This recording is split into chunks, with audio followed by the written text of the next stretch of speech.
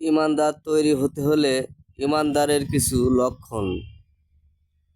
প্রথমে তো তাকে পবিত্রতা অর্জন করতে হলে সদাই সত্য বলতে হবে এবং দুনিয়াবি হক খানা খাওয়া লাগবে। সেই সাথে নামাজ, কালাম, হজ, জাকাত সব কিছুই পাশাপাশি থাকা লাগবে এবং ধর্মের মূলত নিজে পবিত্রতা অর্জন করা, অর্থাৎ সদাই সত্য বলা, হক খানা খাওয়া।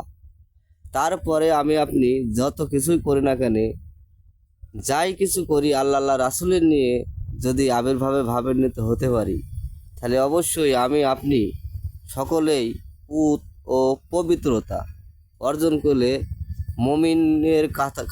মুমিনের খাতায় যে আপনি সকলে দাঁড়ানোর একটি আশা থাকতে পারে।